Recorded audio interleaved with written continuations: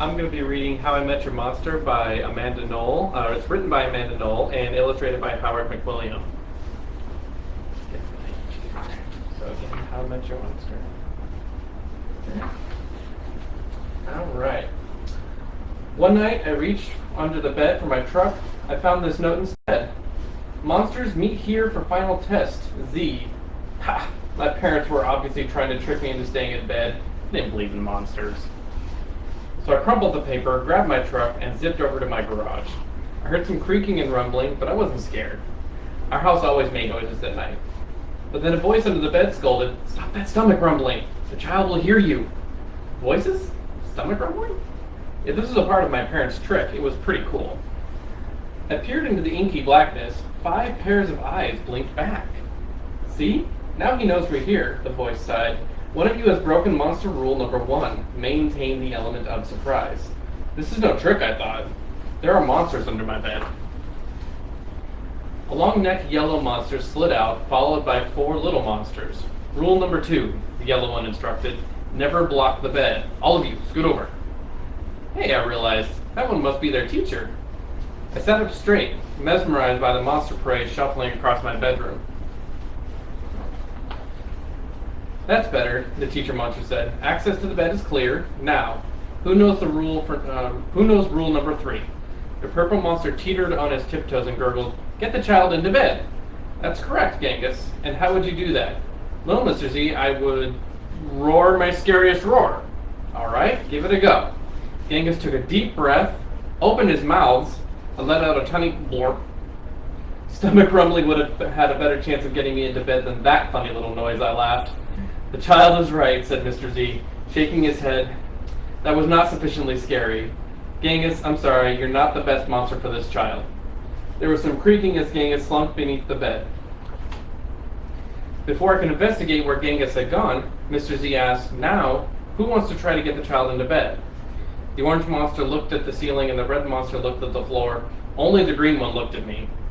First, he stared at my toes and started drooling. Then he took a step towards me, and I heard that rumbling noise again. I sprang into bed so he couldn't get my feet. Mr. Z blinked. "Very unconventional, Gabe. Your stomach gurgles seem to be what this child needs. What I needed was to make sure this little Gabe monster didn't eat my toes." "Right, you 3. The child is now in bed," said Mr. Z. "As every monster knows, the ultimate objective is rule number 4. Who can tell me what that is?" The orange monster bounced and squeaked. "Keep the child in bed until it falls asleep." "Correct, Morgan. And how would you accomplish that?" "Shadow puppets, shadow puppets!" She squeaked again. Gabe whistled through his nose and I snickered, but Mr. Z said, "Interesting idea.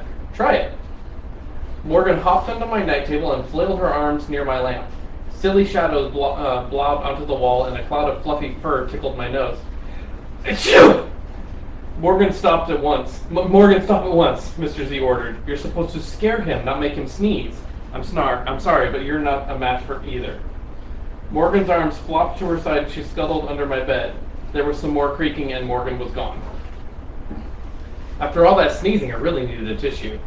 Suddenly, a huge shadow of uncut claws loomed across my room. Awesome, I thought, and kind of scary. I froze in place. "Powerful performance, Gabe," said Mr. Z, "but do either of you see a problem?" "Oh, I know," chirped the red monster. "The child is out of bed again." "Correct, Abigail," Mr. Z continued, "and one of you must get him back in. Let's revisit rule number 1, maintain the element of surprise." All at once, poof, the monsters vanished. Then I heard more rumbling. Were they hiding in my closet making noises to scare me? Ha, no, it was only my stomach rumbling. All this excitement was making me hungry. I tiptoed past the closet and peeked out the door. So far so good, no monsters. Then I stepped over the squeaky stair and sneaked down to the kitchen. As I reached into the pantry, I heard some chattering behind me. I sure hoped it wasn't that toe-loving Gabe. I yanked open the fridge. Ha! It wasn't Gabe. It was just the red monster shivering on the shelf. "Found you," I laughed. "Nice try, Abigail," said Mr. Z, "but this isn't working. You're not the right monster for this child." "But Mr. Z," she whined, "it's not my fault he's not scared of me." "I'm sorry, Abigail. Let's go." Abigail clomped behind Mr. Z. When I heard the creaking, I knew she was gone. I grabbed some crackers and headed upstairs, wondering if Gabe was gone too. I munched all the way down the hall and then went into the bathroom to brush my teeth again.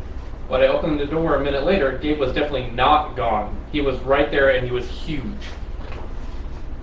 When I charged into my room and slammed the door, When I leapt into bed, I knew my toes were safe. Whew.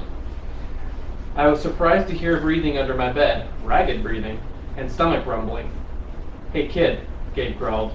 "Good to see ya." I pulled my covers up tight. "Now if you don't mind, I'd like to start the evening with an ominous puddle of drool."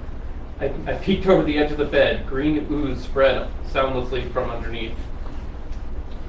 Then the bed quivered as Gabe unfurled his spiked tail. "Well, this looks quite promising," Mr. Z noted. When I heard more creaking, I knew Mr. Z was gone. I was alone with Gabe. Gabe loomed over my bed and began sharpening his uncut claws on my bedpost. "How'd you get so big?" I gasped. "Rule number 5, my friend," he explained. "People food makes monsters grow, so thanks for the crackers. Got any toes I can munch?" I scrunched through my feet so Gabe couldn't get them. This was way better than playing with trucks. "No toes tonight, but you can have this," I offered, tossing a stuffed monster off the bed. Gabe dove for it. His soft, comforting snorts filled the room as he snuffled the toy. I shivered. "Kid, I think this is the beginning of a beautiful friendship. No other monster can scare me like you," I giggled. Gabe was the monster for me. His snorts and ooze were perfect. I yawned, then shivered again.